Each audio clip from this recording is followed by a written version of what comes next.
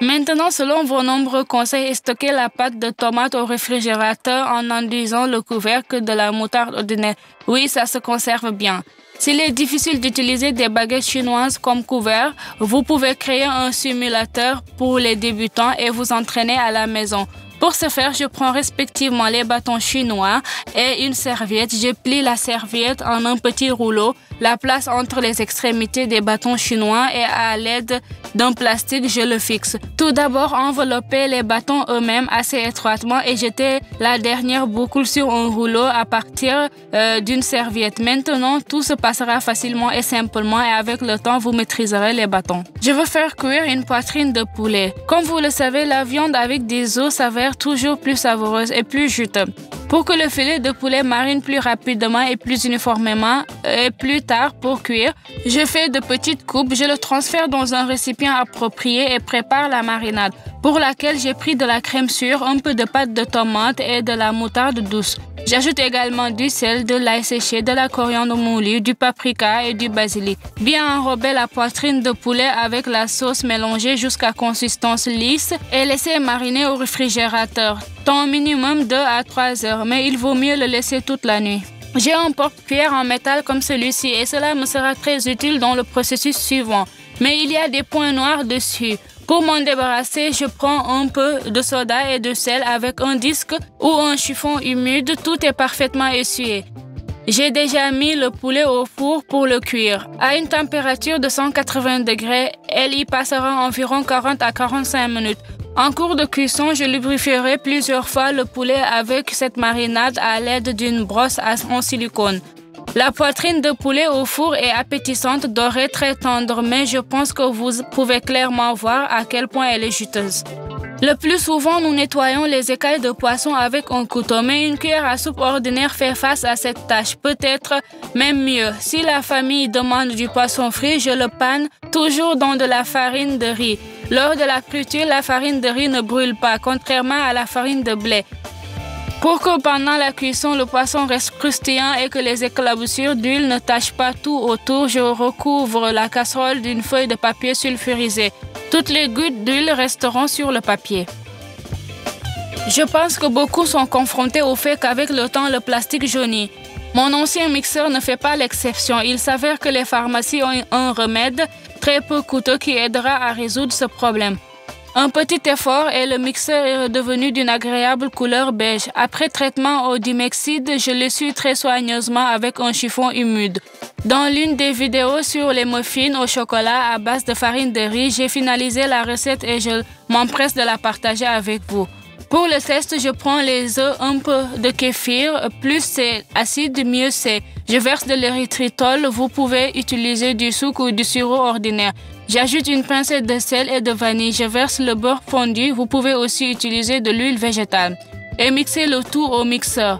Vous n'avez pas besoin de battre fort, il suffit de remuer. Maintenant, je tamise la farine de riz complet, la levure chimique et le cacao. J'utilise de la poudre de cacao alcanisée pour la cuisson. Il donne une couleur et un goût de chocolat plus riche. Encore une fois, avec un mélangeur, mélangez le tout jusqu'à consistance lisse.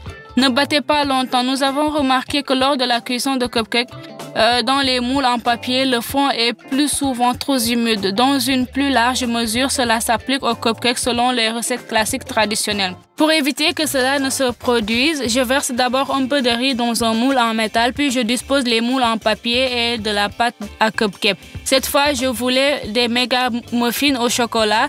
Par conséquent, j'ajoute des morceaux de chocolat au centre de chacun. Recouvre avec le reste de pâte sur le dessus. Je fais cuire au four à 170 degrés pendant 20 à 25 minutes.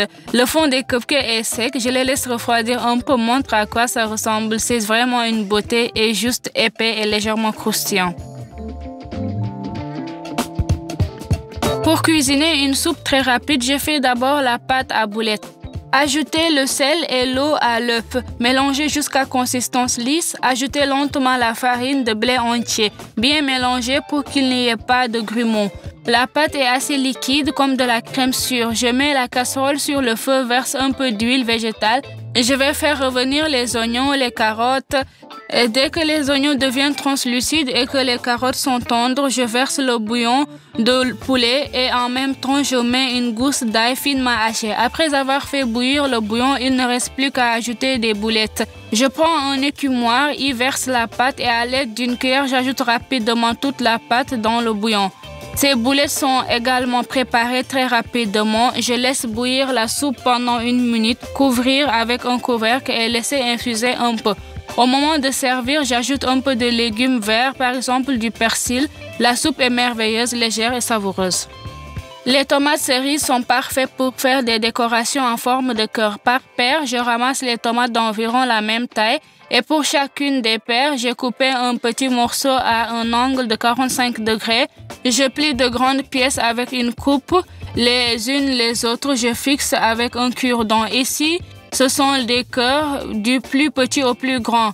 Vous voulez exprimer votre amour aux personnes les plus proches, même dans de petites choses. Par exemple, faites une belle portion. Je prends une serviette, la déplie et la plie en diagonale. Maintenant, au centre du bord, je le soulève et plie les points vers l'intérieur. Je le retourne, plie le rectangle vers le bas. Je le retourne à nouveau et donne au cœur rectangulaire une forme légèrement arrondie. Ou par exemple, remplacer l'étiquette du sachet de thé avec un cœur tendre. Vous pouvez également faire une portion intéressante avec des baguettes chinoises. Je plie la serviette comme dans la vidéo pour que tous les coins soient tournés vers le côté et vers le haut. Du bas, je plie une autre bande d'environ 1,5 à 2 cm de large. Je sors les bâtons de l'emballage, place la serviette entre les pointes et enroule-le délicatement autour des bâtons. On obtient un tel bouton, je le prépare à l'aide d'emballage en bâton. Vous pouvez regarder mes autres vidéos, le lien est maintenant sur l'écran. J'espère que vous avez aimé mes vidéos et que vous cuisinerez certainement certains de mes plats.